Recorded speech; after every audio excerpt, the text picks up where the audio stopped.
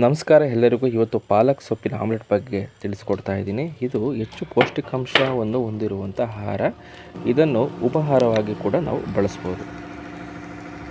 ಇದಕ್ಕಾಗಿ ಬೇಕಾಗಿರುವಂಥ ವಸ್ತುಗಳು ಹೀಗಿದೆ: ಪಾಲಕ್ ಸೊಪ್ಪು, 2 ಈರುಳ್ಳಿ, ಸ್ವಲ್ಪ ಪುದೀನ, 1 ಟೊಮೊಟೊ ಹಾಗೂ ಒಂದು 3 ಮೆಣಸಿನಕಾಯಿ, ಕೊತ್ತಂಬರಿ ಸೊಪ್ಪು, ಒಂದು 5 ಮೊಟ್ಟೆ ತೊಗೊಂಡಿದ್ದೀನಿ ಹಾಗೂ ಮೆಣಸಿನ ಪುಡಿ, ಅರಿಶಿನ, ಸಾಂಬಾರು ಪುಡಿ, ಸ್ವಲ್ಪ ಖಾರದ ಪುಡಿ ತೊಗೊಂಡಿದ್ದೀನಿ ಸ್ನೇಹಿತರೆ.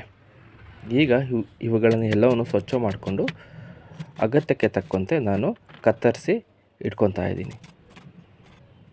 ಈ ಎಲ್ಲ ಸೊಪ್ಪುಗಳಲ್ಲಿ ಈ ಪಾಲಕ್ ಸೊಪ್ಪಿದೆಯಲ್ಲ, ಇದು ಉತ್ತಮವಾದ ವಿಟಮಿನ್ಗಳನ್ನು ಹೊಂದಿರುವಂಥ ಒಂದು ಸೊಪ್ಪು.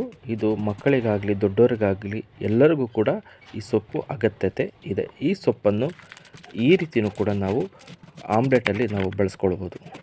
ಈಗ ಸ್ನೇಹಿತರೆ, ನಾನು ಹಸಿಮೆಣಸಿನಕಾಯಿ, ಈರುಳ್ಳಿ, ಟೊಮೊಟೊ, ಕೊತ್ತಂಬರಿ ಸೊಪ್ಪು, ಪುದೀನ ಇವನ್ನೆಲ್ಲ ನಾನು ಹೆಚ್ಕೊಂಡಿದ್ದೀನಿ. ಟೊಮೊಟೊವನ್ನು ನಾನು ರೌಂಡ್ ಶೇಪಲ್ಲಿ ಹೆಚ್ಕೊಂಡಿದ್ದೀನಿ, ಯಾಕೆಂದರೆ ಆಮ್ಲೆಟಲ್ಲಿ ಚೆನ್ನಾಗಿ ಕಾಣಿಸ್ತದೆ. ಈಗ ಮೊಟ್ಟೆಯನ್ನು ಹೊಡ್ಕೊಂಡು ಒಂದು ಬೋಲಿಗೆ ಹಾಕಿ ಇದಕ್ಕೆ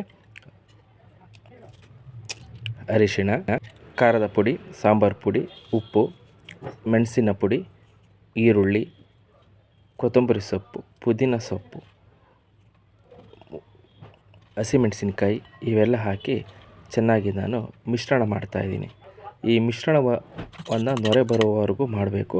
ಮತ್ತು ನಾನಿಲ್ಲಿ ನೊರೆ ಬರೋವರೆಗೂ ಮಿಶ್ರಣ ಮಾಡಿದ ನಂತರ ಒಂದು ತವಾಗೆ ಸ್ವಲ್ಪ ಎಣ್ಣೆ ಹಾಕ್ಕೊಂಡು ಹಾಗೆ ನಾನು ಕತ್ತರಿಸಿದಂಥ ಟೊಮೊಟೊ ಪೀಸಸ್ನ ಹಾಕಿ ಟೊಮೊಟೊ ಪೀಸ್ನ 2 ಕಡೆಯನ್ನು ಬೇಯಿಸ್ಕೊತೀನಿ.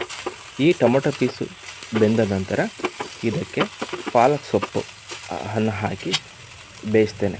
ಈ ಪಾಲಕ್ ಸೊಪ್ಪನ್ನು ಹಾಕಿ ಅದರ ಮೇಲೆ ಒಂದು ಪ್ಲೇಟನ್ನು ಮುಚ್ಚಿ ಒಂದು 2 ನಿಮಿಷ ನೀವು ಮೀಡಿಯಮ್ ಫ್ಲೇಮಲ್ಲಿ ಬೇಯಿಸಿ. ನಂತರ ತೆಗೆದು ಈಗಾಗಲೇ ಮಿಶ್ರಣ ಮಾಡಿಕೊಂಡಂತಹ ಎಲ್ಲ ಆಮ್ಲೆಟ್ ಮಿಶ್ರಣವನ್ನು ಇದರ ಮೇಲೆ ಹಾಕಿ ಬೇಯಿಸಬೇಕು.